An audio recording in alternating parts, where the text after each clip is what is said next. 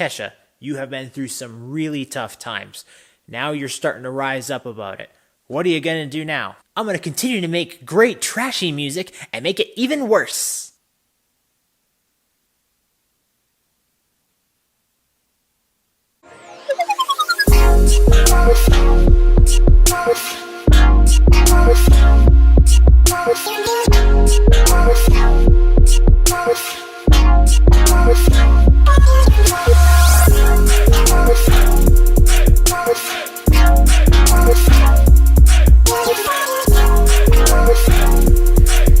High Road is the fourth studio album released by Kesha. If any of you weren't aware already, a few years ago, Kesha had, let's call it, a legal issue with someone in the music industry she was closely connected to.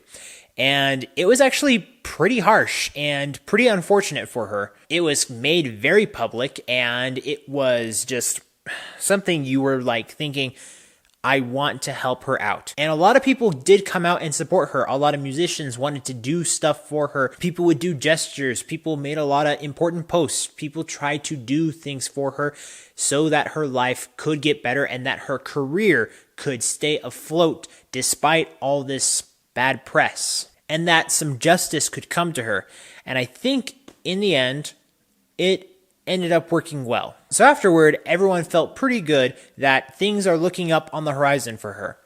And normally when people go through a hard thing, I would imagine that they kind of feel like they have another chance at life because they overcame a great hardship, or they felt like maybe something inside them changed them a little bit. And that can often reflect in their craft. Not so much in this case. On a personal experience, the very first time I heard TikTok, I thought, this isn't amazing, but it's catchy for the times that we're living in. I think that was like 2009, maybe bordering 2010. But I feel like I listened to that before I went to Chile at that time.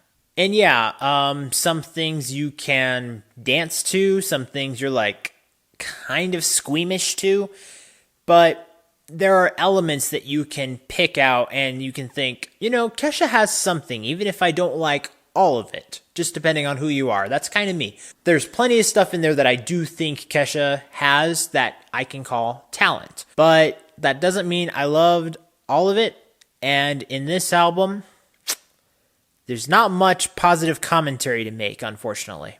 I didn't know what I'd expect, so I remember creating the playlist of the songs so that I could have them listening to the first time in the car, just to see if I would enjoy that. If you can make an album I can love while driving, you have done a great job. You have done a great job. And the entire time I was driving, listening to this music, I was cringing with shock and a little disgustedness, to be honest. I couldn't believe what I was hearing the first time, and I thought, I am not prepared for this. And I can't believe I'm going to force myself to listen to this a second time. And I kid you not, guys, I swear to you, the second time I listened to this album, by the last few songs, I felt sick to my stomach. I literally felt like I needed to go in bed, lie down, maybe cook myself some soup, and then just rest for a while and try to forget about it. So you guys probably know what's coming up next, but just in case, I have to go through my notes right here. Let's get to it. Very first song, Tonight. It actually had a decently okay intro, and then it made a sharp left turn isn't even justice for how quickly it derailed and crashed and burned and destroyed and obliterated into my face. What the flip? Let's scroll down to another song. Let's go to Kinky. These are beyond immoral lyrics. Number 10, Birthday Suit. Aside from the suggestiveness of the title of that song, it uses like Super Mario theme samples in it, and I just want to know why. It just felt so wrong and unjustified. 12th track in here is called Potato Song, 'Cause I Want To. That last part of the song actually makes more sense, because this song doesn't actually make sense. I can't believe this is a song. It's a parade of embarrassment. And what's up with the kazoo sounds in here? There's a song in here called Father-Daughter Dance. That should sound endearing. It's actually very uncomfortable to listen to. It's supposed to make you feel sympathetic for her. I can't.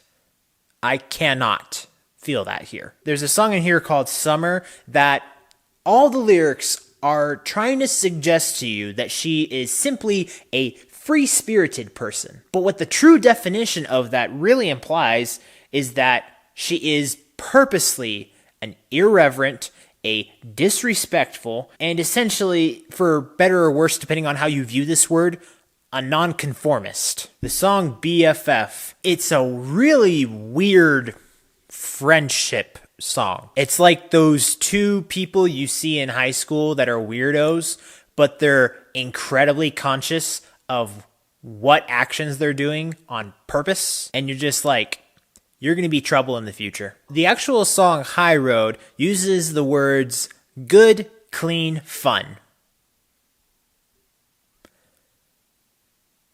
Really? Really? This album is anything but. This is the kind of album where you literally feel like you should grab a toothbrush, probably an electric toothbrush, put tons of toothpaste on it, just let it buzz all over your mouth, and just hope that you feel better about yourself afterward, because you just don't get it. Why is it so incredibly bad? But wait, there's more still. And for a split second, I'm going to talk about something semi-enlightenedly good. It isn't until we get to the song Resentment that we actually get some semi-good depth from her. It's an incredibly sad song. Moments where you can feel a little hesitant or a little tension, but she is expressing exactly kind of what that crap she went through recently in her life. So she can do something about it, but that's just one song.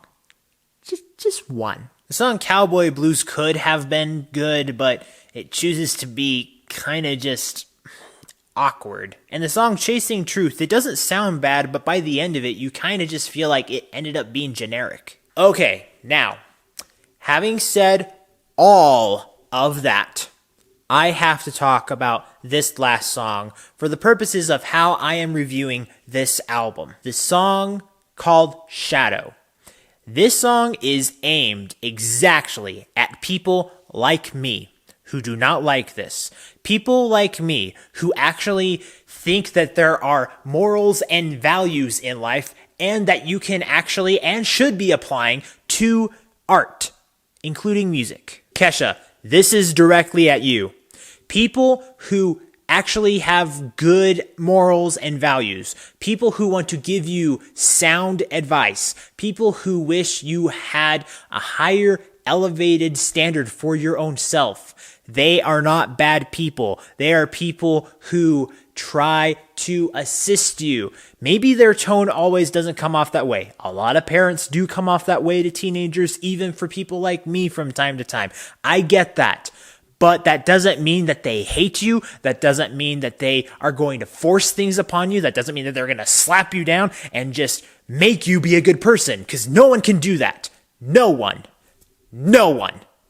No one. It is a childish and self-righteous way to look at things, especially when you try to project that on a vast variety of people out there. I want to ask something to viewers out there very sincerely.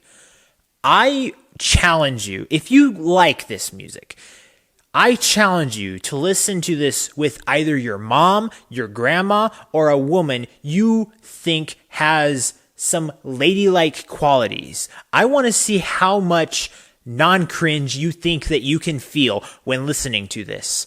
I dare you. Come back to me and tell me how the experience went. And if you are those kinds of people who like this sparkly crap, I guess you can go for it. For everyone else, let's rate this album. After listening and reviewing this album with production of 59%, creativity 42%, expression and lyrics 27%, this album gets... I can't believe I did that. Yeah, wow. That was rough. That really was rough. Okay, now that dramatic review is over.